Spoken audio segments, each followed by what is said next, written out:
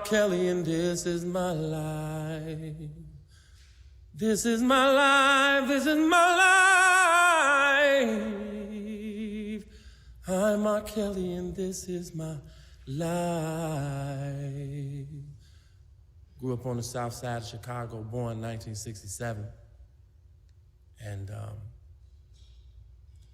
my eyes have seen a lot of things coming up in the hood. Jeffrey Manors, Argyle Gardens, 63rd and Michigan. Oh, the south side wasn't no punk. Man, I tell you, I've seen a lot of junk, coming up. Been through a lot. My mom, my family, though we had not much of anything, we had family, we had us, we had love. And I believe, I know that that's what got us through. That's what landed me here. I fell from the sky, landed on the ground. All I know is, man, I was like a sea. I was like a fish in the middle of an ocean. And then I woke up as a whale in the middle of a pond. That's how it went down for me, man. I blinked my eyes, and next thing you know, I was in the midst of success, in the midst of drama, in the midst of rumors, in the midst of love, but in the midst of haters. But somehow, my gift, which was my music,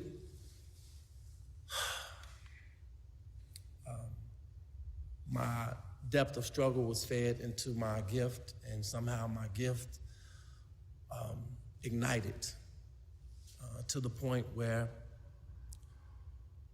I was able to communicate with the world and ask the world to rescue me. And the minute I opened my mouth and started to sing, oh, that changed everything. And out of nowhere,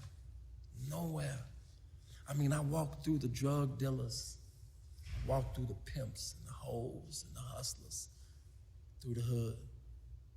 The drugs was offered to me. I've been shot, I've been stabbed. But I still, to this day, made it free. Out of the slums, out of the alleys, out of the deep, deep, deep, dark hood. Sometimes I don't know. Sometimes I don't know just how I got here, just how I made it, just how I made it, just how I made it here. But I'm glad I did. I'm glad I did. All I ever wanted to do was music, ever since I was 8 years old. I could remember having a dream about being 20-something. And in that dream, I remember playing the piano, a white piano, hearing a melody. And the melody at 8 years old in my dream where I was 20 went, da-da-da-da-da-da, da-da-da-da-da-da-da. Da da da da da da da da da da da da da. And here 20 years later, 25 years later, I grow up, I become famous, and I'm sitting at a house where I bought my first piano, which was a white piano, and I began to play a song. I began to start writing on a song. And that same melody when I was 8 came to me. And I couldn't figure out where I heard this melody from. At first I thought I was like still in this melody, but I come to realize that as the lyrics came to me, I believe I can fly. I believe I can touch the sky. I think about it every night and day. Spread my wings and fly away.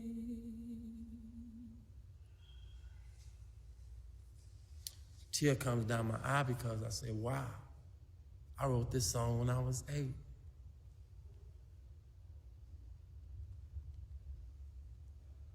But coming up in the hood, I saw so many things. But those so many things brought me all of my dreams. And now here I am today.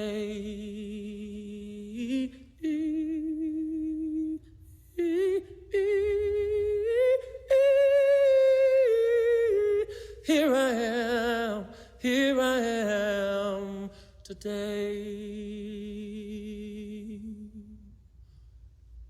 I want to say I'm proud of my past. But more than I am proud, I'm more thankful. Because people ask me all the time, if you can go back in the past, what would you change? I say I wouldn't change a thing. They say, what? All you've been through, you wouldn't change nothing? I say, no. They say, why? I say, why should I? Look at me. I'm strong. I'm wise. I'm appreciative. I don't take nothing for granted. My past shaped and molded me into who I am today. I think struggle is the best thing if you know how to deal with it, if you know how to overcome, if you know how to deal with your problems. Because if you know how to deal with your problems, and depending on how you deal with your problems, that will become the measure. That will become the measure of your worth. But you have to know how to deal with it. Anything that happened to me in my past, anything I've been through in my past, I look back behind me and I say, this is where God brought me from. The best gift in life is breathing in and out. So I'm very thankful. If I had nothing, if I never sold one record, I was always taught how to be thankful for the gift of breathing in and out. Because long as you can breathe in and out, you can make it. Ooh, you can make it. You can make it.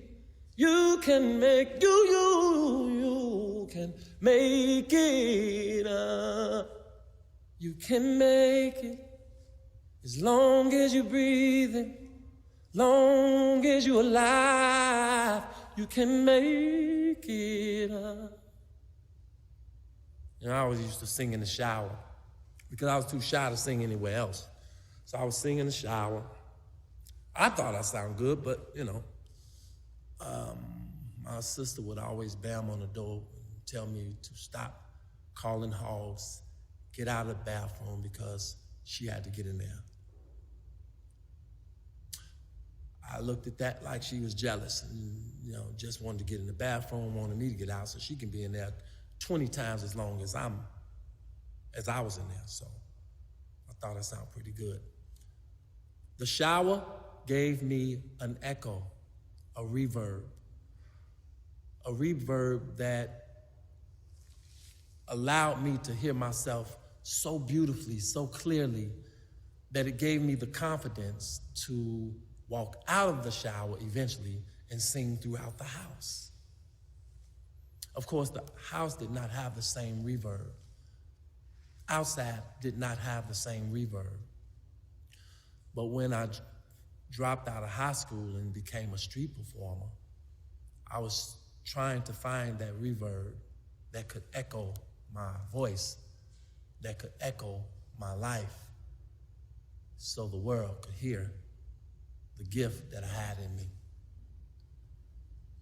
And people ask me to this day, what do you think about your success? How does it feel to perform in front of 100,000 people holding up candles where it looks like a sea of fire? I say, all of that's good and all, and I appreciate that, and I'm very thankful for being able to touch so many people with my music, with my songs. But I tell you, somehow I got that same feeling when I was a street performer down in the subways of Chicago. Yeah, that's right. I was a street performer. I was a street performer. I was a street performer. I was a street performer, and I will always be first, a street performer, because that allowed me to develop my craft, develop my gift. And besides, it's a great echo down there as well. It was a great echo down there, except for the L coming by. But when the L would come by, I would try to challenge that L and sing louder than the L, and the L would roar.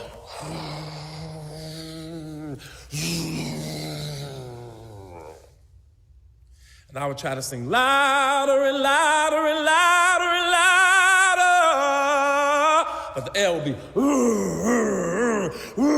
going by. And I would get frustrated because how am I gonna get my money if these people don't hear me singing, man? I wanted to tell people, what made y'all put an L here? Well, I'm trying to sing.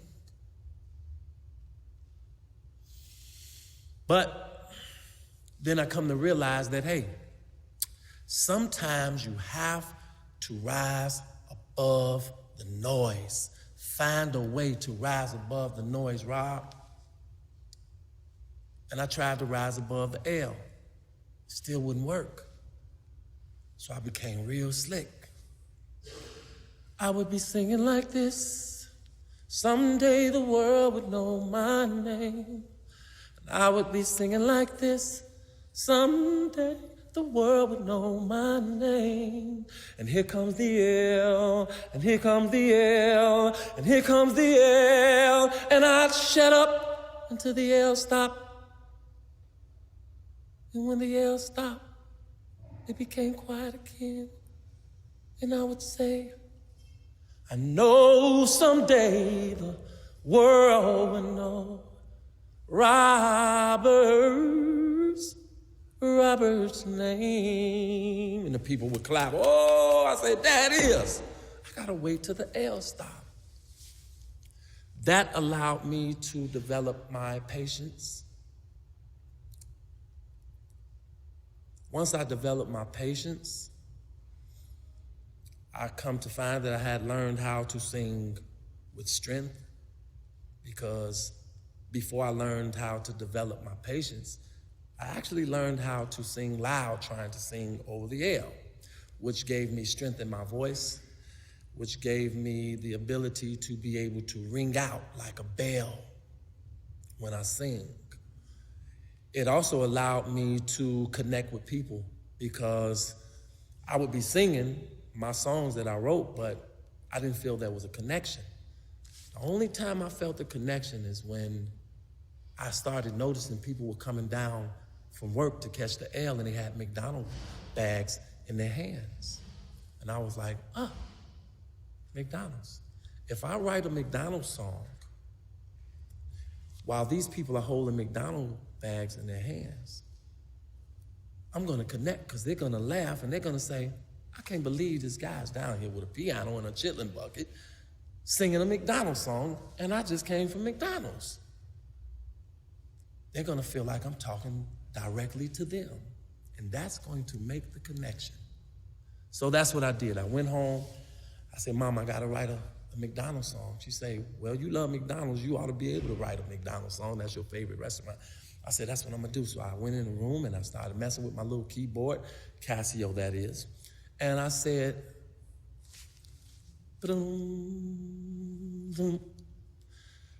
McDonald's is the place for you. When your day is through, you can go to McDonald's and get yourself a Big Mac, a Big Mac.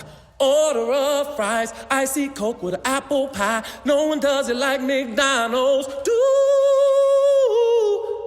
McDonald's and you.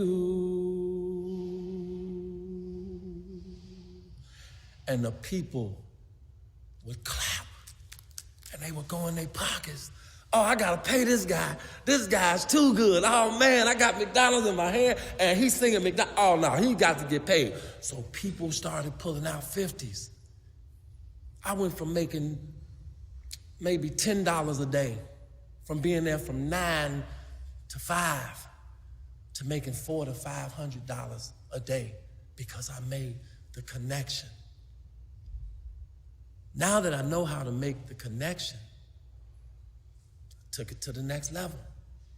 I hitchhiked all the way to LA, even on a motorcycle. Yeah, man, back on some guy's motorcycle. 18-wheeler truck, broken down van, got me to LA, where I lived on Venice Beach for like 6 months. I'm talking about the sand part. Yeah, I lived on the sand part of Venice Beach. There was a bleacher and there was a basketball court. And I would sleep under the bleacher, and I would wake up and I would play basketball with the guys that played basketball. Oh, and I would be killing them. They'd be like, where did this guy come from? He's here every morning playing basketball with us. And it was interesting because I would play basketball, and then I would go and I would street perform with this guy that skates with the good top on Venice Beach. Yeah. And it was amazing times, because those were the times when I was paying my dues. That's right, I was paying my dues. That's right, I was paying my dues. My dues. And sometimes you have to do that. You have to pay your dues. You cannot just wake up and be successful. There's no real success without testimony. The depth of your testimony determines the height of your success. It's not where you are today. It's not how successful you are today. It's what did you do? Where did you go? What did you go through? Where have you been to get to this point? That's the engine.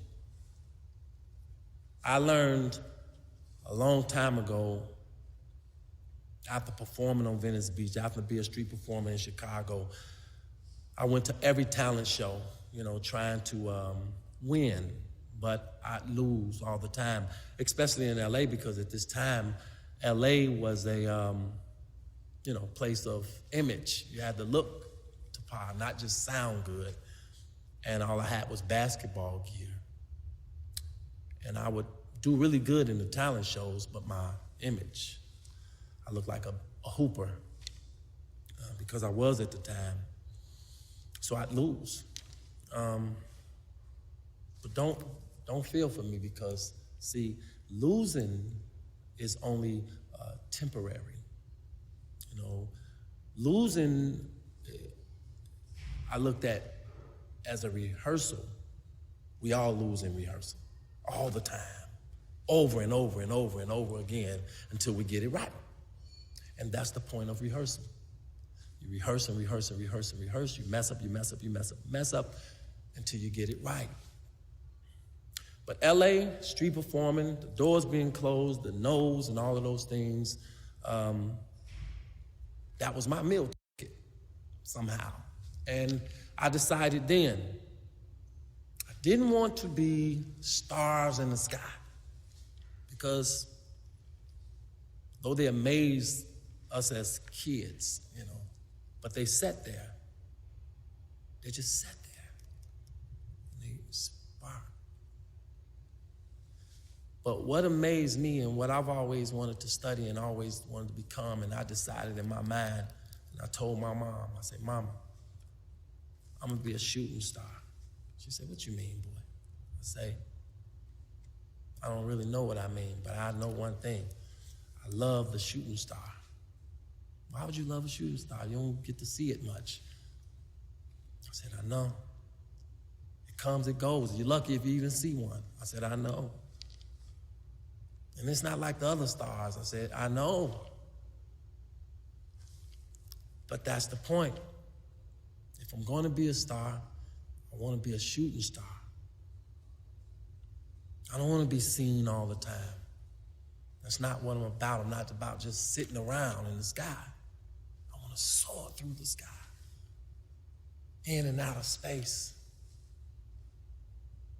People would tell me, well, you could do that, sky's the limit. I say, no, it's not.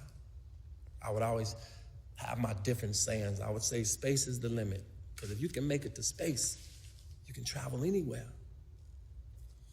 And my brain and my mind, it just always wanted to go places no man has gone, so to speak. I always wanted to be a scientist of music, not just music. I wanted to experiment with my music. I wanted to do R&B, but I also wanted to do the world's greatest. But at the time, I was told, no, you stay in this lane, R&B artist, you're going to do the artist thing, you're an R&B king, and this, that, and the other. I was never interested in being an R&B king. People put that label on me, and I appreciate anybody for saying that I'm the best at something, but I never wanted to be the best at one thing. I never wanted to be the best at R&B. I just wanted to be great at music.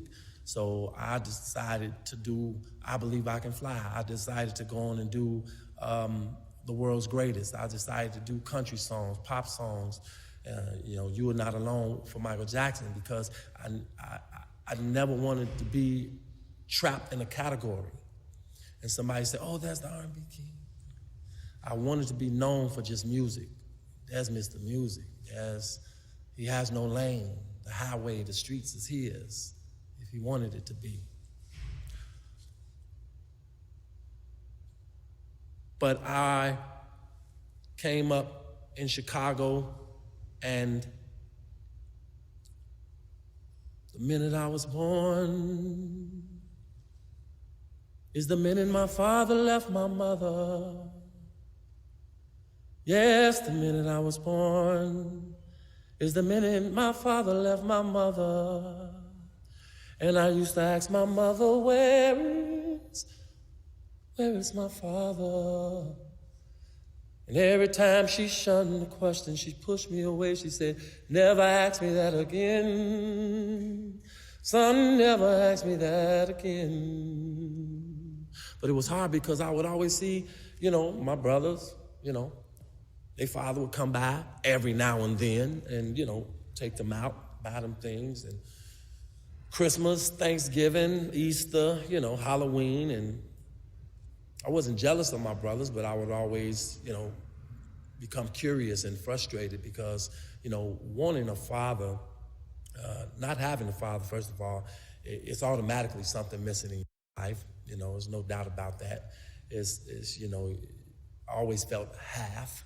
I always felt a hole in the situation. Though my mother was a mother, father, brother, sister, best friend, and everything to me, but she never was really a father. My sister's father would come by every now and then, but I never understood why my father was not with my mother. That was just something as a child I didn't understand. And it would hurt so damn bad. It would hurt so damn bad. And me being 8 years old, I would be so damn sad. But as I got older,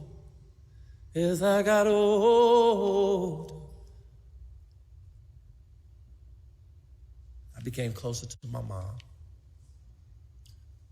Me and my mom would go to McDonald's. And before she'd go to work, before I go to school, and she would get us a Danish. It's all we could afford is a Danish and a cup of coffee. And we would split the Danish and cup of coffee. She wore this cheap lipstick. And she would put 3 creams and 6 sugars in the coffee. And she would stir it up. She would open the Danish, split it with a little plastic white knife. She had this cheap lipstick, and she would taste the coffee to make sure it was sweet enough. And she'd leave the ring of lipstick on the coffee from which she tasted the coffee. And I remember when she would give me mine, when I would sip from the cup, I would turn it around, and I would drink from her lipstick part. Because in a son-mother way, I had a serious, serious crush on my mom because she could sing her butt off. And I just looked up and down to her. I looked around. I looked everything about my mother. You know, I loved her. And I even asked her to marry me one day. I was like, nah. She said no. But you know what? I understood. I understood it. I took it well. And so when my mom passed, I was coming from my first concert from overseas, in which I wanted her to go with me because that was the only way I was going to get on the plane. So when I got back from overseas, and my mom passed the day I got back, 3 weeks later, I went away. She was heavy set. She was my mom. I come back. She was very, very, very, very, very, very, very, very, very, very, very skinny. I had no idea she had cancer. I had no idea she was even sick. I went straight to Roseland Hospital on 111th in Chicago. And my sister and brother, I remember them to this day. Said, Mom's very sick. You might not want to go in there, Rob. Of course, you're thinking cold, you're thinking pneumonia, you're thinking she's going to be okay. So I go in the room, I peek my head in, see the pastor with my mother, I see the doctors.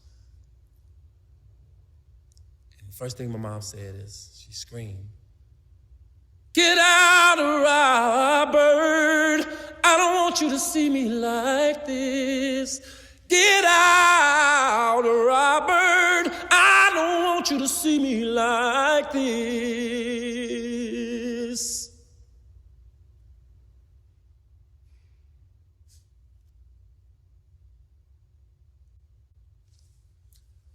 All I can say is, I'm sorry, Mom. I'm so sorry. I didn't know what else to say.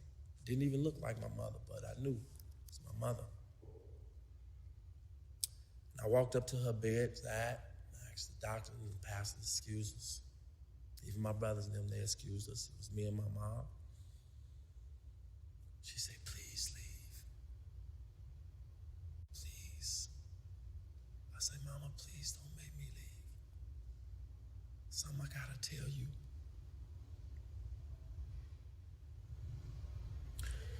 I said, "First of all, I love you and I thank you for everything you have done.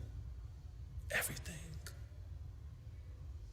Everything you've done for me, Mom. And I'm sorry for every time I've been bad or did something I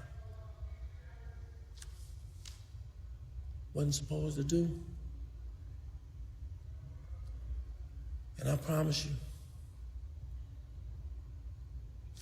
And she died. Right there. On the "I promise you."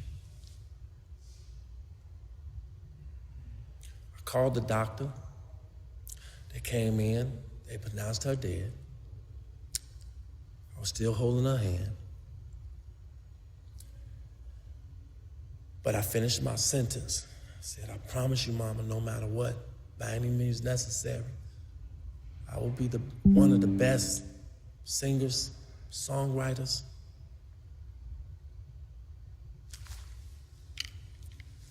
this world has ever seen."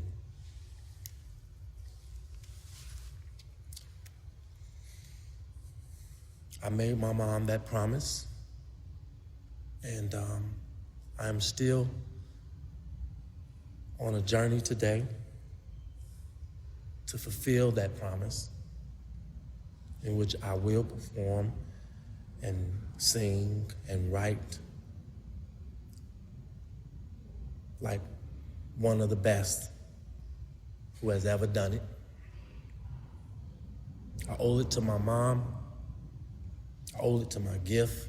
More than anything now, I owe it to my fans. Just to be one of the best.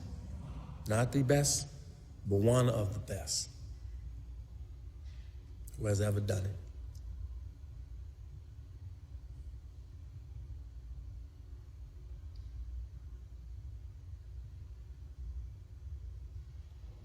It's gonna be a little turbulence, but my teacher, mentor, pastor, and I like to call her my Mrs. Miyagi, my music teacher, Lena McLean, she said, do not write songs, write life. Sex is life. So don't judge me. Don't be mad at me if I make a gospel album. That's life. Don't go hating and spreading rumors on me because I made a club banger that says, you may be used to me spending and all that sweet whining and dining. Well, I'm fucking you tonight. Nah, don't judge me. Because I don't judge nobody when I go and see a good movie and somebody get their head blown off. I just enjoy the movie and I appreciate the movie. I appreciate the writing. I appreciate how they told the story. I don't get into, wow, man, they got all these guns and they shooting kids and they shooting these people. So don't get mad at me if I write a song, say you remind me of my Jeep. It's just metaphors, it's just entertainment. It's the gift. No different than Bruce Lee.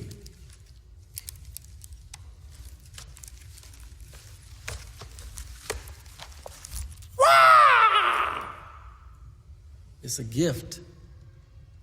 Bruce Lee was Ali. Ali was Michael Jordan. Michael Jordan was Superman. Superman was Spider-Man, and Spider-Man was Batman. Batman was Martin Luther King. Martin Luther King was Moses. There's certain people, certain images that come to entertain us, to take us through history, and all through genres and decades and years of struggle, but inspiring us to be successful at the same time. That's all I want to be. Don't hit me. I'm an artist, people. And artists are going to go through depths. Chosen artists. I decided not to climb the mountain first. I decided to learn how to hold my balance. That's the struggle. Once I struggle and learn how to hold my balance, then I can start my climb. Because why? The mountain is a peak at the top. It's very windy. You can get blown off just like that. That's why I decided to hold my balance, learn to hold my balance first. Because I don't want to start my climb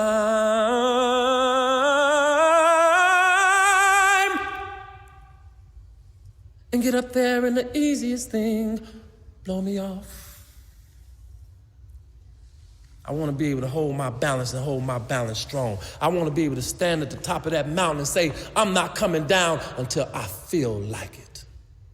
I earned that right because I worked my ass off trying to hold my balance. Yeah, that's right. I'm proud of me. I don't have pride. I'm just proud of me. And I suggest, no, I urge you to do the same, to think the same, feel the same, be the same. Learn how to hold your balance before you start climbing that mountain, because that's how one-hit wonders happen. Everybody's so anxious to climb the mountain and knock other people down trying to get there. And when they get to the top, they start developing a pride and an ego. And out of nowhere, whatever happened to us? What's that guy named? He was out, he had that one song.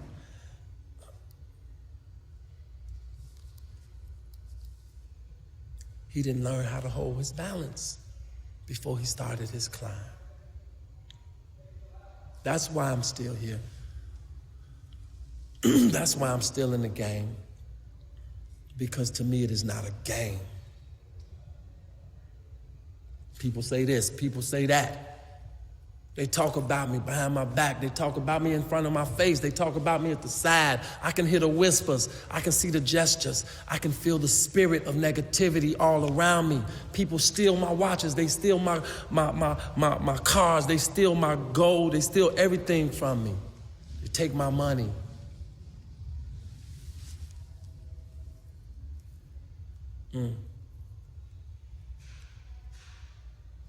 But I wouldn't change a thing. Because I'm not in it for money. I'm not in it for watches. I'm not in it for jewelry. I'm not in it for women. I'm not in it for cars and clothes and houses. And this is just something I was born to do. And I will be doing it until Jesus come back. I love music. I'm pregnant by it. I'm having applets. Yeah. I'm gonna love my babies. I'm gonna raise them. I'm gonna burp them. They're gonna poop. All those things. Out melodies.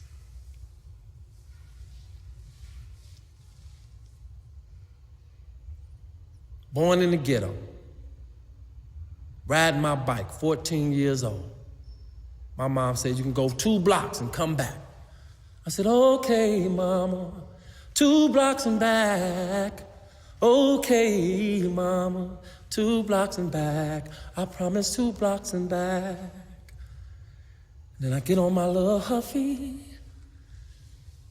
I do like this because I used to do this, because I used to want to think it was a motorcycle. And I say, brum, brum, brum, brum, brum, brum, brum, brum. And I started paddling my bike.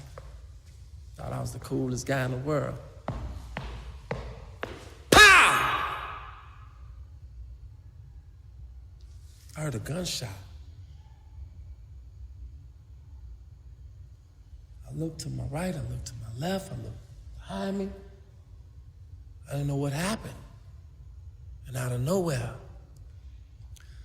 I started feeling woozy. Got really dizzy. I started feeling myself. And then I felt, and I did this, my hand was full of blood. And I looked. My arm was swole up, so big, like a kneecap was on my arm right here.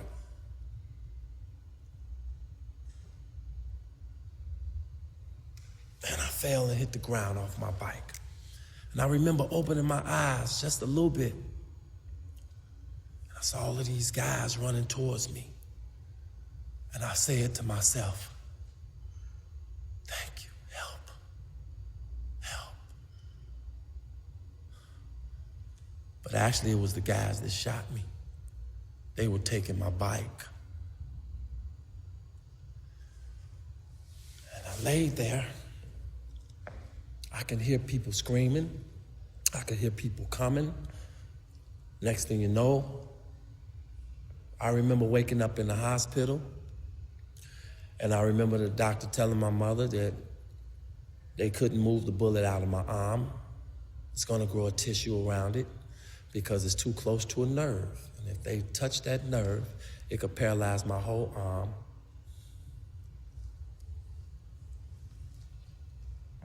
Or the right side of my body. Oh, Don't y'all touch me. I have a career. Yeah, I know I'm 14, 13, but I'm going to be somebody, and I can't do that being paralyzed. I said, Mama, please don't let them cut me, Mother. She said, don't worry about it, baby. They're not going to touch you. It's going to be all right. You're going to be all right. At the time, I really loved basketball. I thought I'd never shoot the ball again. But I developed a shot. It was funny because of the bullet was in my arm, and every time I shoot a ball or lift my arm, I feel that bullet. That bullet, I decided, was going to be the constant reminder of the terrible luck I had coming up as a kid, or it was going to be a wonderful reminder of how lucky and how blessed I am to be here today. And of course I chose the second one. Are you kidding me? Look at me. Look what I've been through. Look how many people I Believe I Can Fly has been able to touch from here to Africa and everywhere around the world. Kids graduating to it. People feeling like they can walk out of the hospital and they feel better.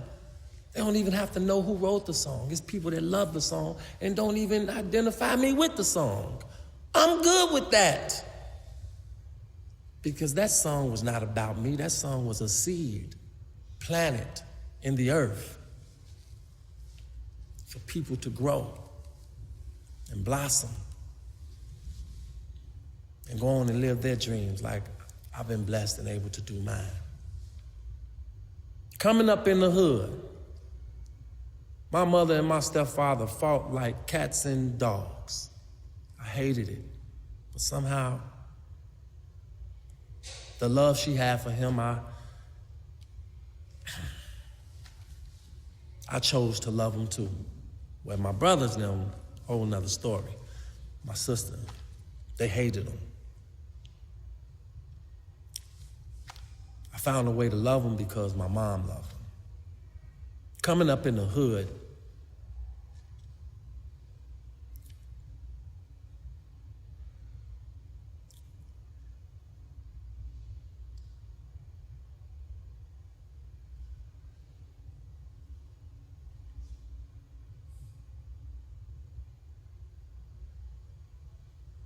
I don't even know how I got here. I don't even know. I don't know what these cameras are about. I don't know magazines and photo shoots and videos and award shows and Grammys, and it's all still so surreal to me because my past is so strongly embedded in my head, and I don't know how I looked past all of that and made it to where I am today, but I'm thankful that I did. I'm thankful because I want somebody else out there to say, wow, he did it, I can do it. All you have to do is believe. All you have to do is have faith. All you have to do is see what it is you want and become very stubborn and become very determined. Nobody's gonna tell you that success ain't mine. That basketball scholarship, that trophy, that championship game, that ring, that football touchdown, that isn't mine. And now that I got the ball right, life passed me the ball. I got it. I caught it. I'm running. If I stop, I'm gonna get tackled by a whole lot of people. So I stay running. I stay running.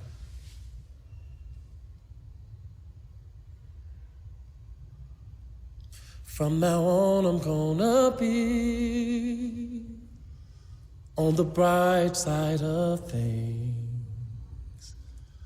No more, I can't do it. It's my life, I'm gonna live it. And maybe maybe I'll succeed. What a wonderful thing to get up out this hood would be. And maybe times will change, and someday the world, they would know Robert's name.